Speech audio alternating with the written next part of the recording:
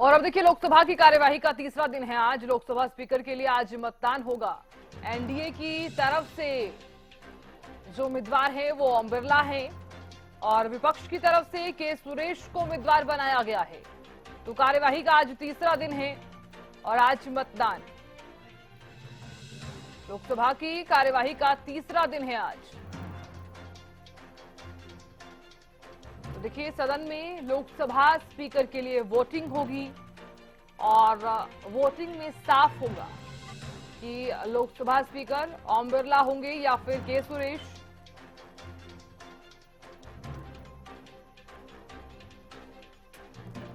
और खबर पर ज्यादा बातचीत करने के लिए हरियाणा न्यूज के पॉलिटिकल एडिटर अमित जुड़ गए हैं। अमित, देखिए लोकसभा की कार्यवाही का आज तीसरा दिन है। हालांकि इससे पहले भी हम बात कर रहे थे क्योंकि देखिए लोकसभा स्पीकर के लिए आज वोटिंग होनी है। हमने पहले भी इस पर बात की है। मैं पहले भी जिक्र कर रही थी कि पहली बार ऐसा हो रहा है कि लोकसभा स्पीकर के लिए वोटिंग होने वाली है। किस तरह से आप देख रहे हैं अमित इसे?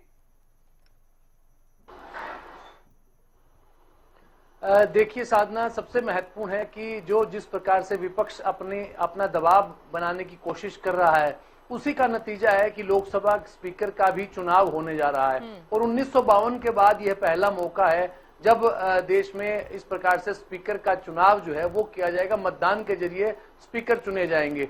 और हालांकि संविधान में व्यवस्था है, अनुच्छेद 93 के तहत जो है वो स्पीकर का चुनाव किया जाता है, लेकिन ऐसी नौबत कभी आई नहीं कि मतदान के जरिए स्पीकर का चुनाव करना पड़े।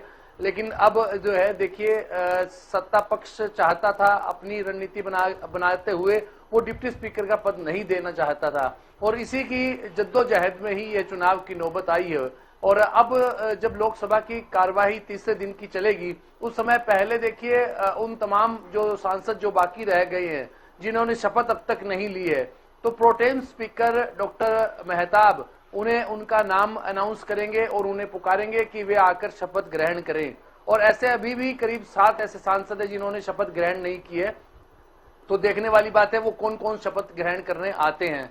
उसके बाद जो है यह चुनाव की प्रक्रिया शुरू होगी और प्रस्तावक के रूप में जो डॉक्टर ओम बिरला है उनके प्रस्तावक के रूप में प्रधानमंत्री नरेंद्र मोदी जो है वो आएंगे सामने और वे समर्थन की अपील करेंगे। और साथ साथ इसी तरह से दूसरे डॉक्टर जो के सुरेश खड़े हुए हैं चुनाव मैदान में, उनके लिए जो है वो भी प्रस्तावक के रूप में सामने आएंगे और उनके लिए भी समर्थन मांगा जाएगा। और अगर ऐसा है सहमति अभी भी नहीं बनती तो आखिरकार जो है वो चुनाव के ही जरिए होगा। और साधारण इसमें मतदान की प्रक्रिया अपनाई जाती है, यानी कि 50% से ज्यादा अगर वोट ले लेते हैं जो भी सदस्य जो चुनाव मैदान में उतरे हुए सांसद, चाहे ओम बिरला हो या के सुरेश, उन्हें निर्वाचित कर दिया जाएगा। और आंकड़ों के गणित के हिसाब से देखें तो देखिए एनडीए का पलड़ा तो भारी है ही, क्योंकि पहले से ही उनके पाले में 293 सांसद हैं और 233 सांसद जो है वो इंडिया ब्लॉक के खाते में हैं।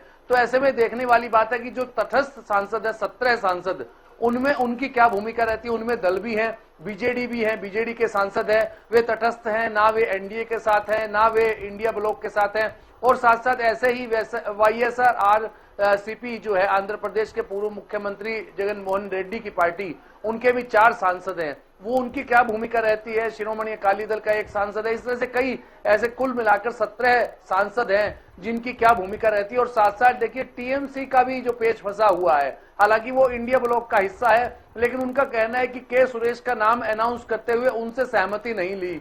तो ऐसे में उनकी क्या भूमिका रहती है। एक तरह से इस चुनाव के जरिए जो है विपक्ष अपनी ताकत दिखाने की कोशिश में है, लेकिन उससे उसको भी नुकसान हो सकता है कि उसके साथ कौन से पार्टी के सांसद खड़े हैं, कौन से नहीं खड़े, वो संख्या बल में कितने ज्यादा हैं। और इसी तरह से ही जो एनडीए है वो देखिए एकजुट है। भारतीय जनता पार्टी के पास 240 का आंकड़ा है और साथ साथ उनके जो टीडीपी है और जेडीयू है और तीसरी पार्टी एकनाथ शिंदे की पार्टी है, जिनको जोड़कर जो है वो बहुमत का आंकड़ा 271 का पूरा कर लेते हैं। लेकिन उनके पास 293 है, यानी बहुमत से भी ज्यादा है।